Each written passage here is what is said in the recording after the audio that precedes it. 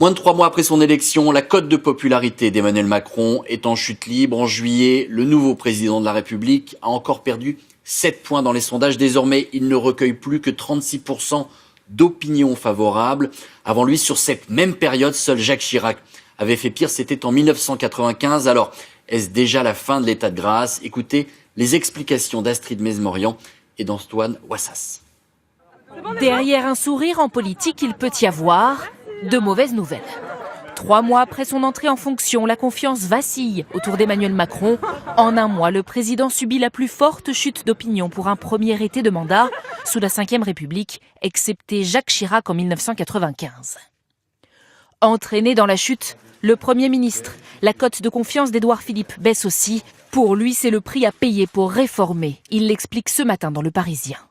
Ceux qui ont passé leur temps à regarder les sondages ou pire à gouverner au gré des sondages ont échoué. Je vais essayer de ne pas faire la même erreur.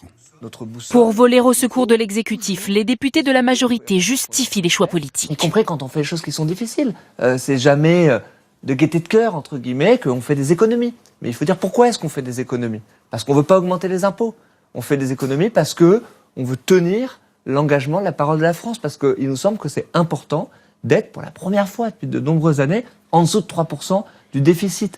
Pourquoi cette chute libre de l'exécutif? Des premières annonces politiques et sociales apparues brouillonnes, la baisse des aides au logement ou les 300 millions de crédits en moins en collectivité.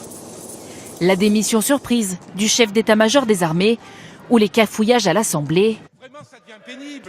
Autant de raisons qui galvanisent l'opposition. Sa méthode du gouvernement, c'est une sorte d'improvisation permanente, avec beaucoup de myopie budgétaire, des décisions à court terme, des coups de rabot. Le chef de file des socialistes à l'Assemblée dénonce un double discours. Le message affiché, gain de pouvoir d'achat pour tous, et la réalité qui est perte de pouvoir d'achat pour les plus faibles et gain énorme de pouvoir d'achat pour les grandes fortunes, là il y a quelque chose qui n'est pas compréhensible. Et on se dit simplement que finalement, ce n'était pas Jupiter, c'était Janus, ce dieu à deux visages. Le chantier de la rentrée, ce sera la réforme du Code du travail. L'accueil de cette mesure emblématique du quinquennat Macron devrait être un marqueur décisif de sa popularité. Toujours en politique, le mois de juillet marque-t-il la fin de l'état de grâce pour Emmanuel Macron? Les sondages ne sourient plus au président de la République. 3 mois après son entrée en fonction, sa cote de popularité est en baisse. Une situation, vous allez le voir, quasi inédite sous la Ve République. Astrid Mesmorian et Caroline Motte. Ce sourire présidentiel masque une mauvaise nouvelle. La confiance vacille autour d'Emmanuel Macron. Les derniers sondages s'accordent. Sa popularité est en nette baisse depuis 3 mois. Pour ce politologue, l'écroulement s'explique dans une certaine mesure. Quand on a un nouveau président de la République, on constate une baisse par palier de sa cote de popularité. Il démarre à 60, voire 70, et puis ça descend, ça descend, ça descend.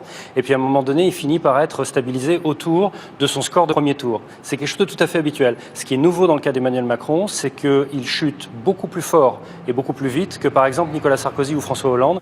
Une chute inégalée lors du premier été d'un mandat présidentiel, à une exception près, Jacques Chirac en 1995. Plusieurs causes sont possibles. La démission surprise du chef d'état-major des armées, les cafouillages en série à l'Assemblée. Ça devient pénible. Les premières annonces aussi, baisse des APL, 300 millions de crédits en moins en collectivité. Pour la majorité, l'impopularité, c'est le prix à payer pour réformer. C'est jamais de gaieté de cœur, entre guillemets, qu'on fait des économies. Mais il faut dire pourquoi est-ce qu'on fait des économies? Parce qu'on ne veut pas augmenter les impôts. Il ne faut pas gouverner en fonction des sondages, répète à l'envi l'entourage du président. À la rentrée, l'accueil de l'emblématique réforme du Code du travail devrait être un test décisif de popularité.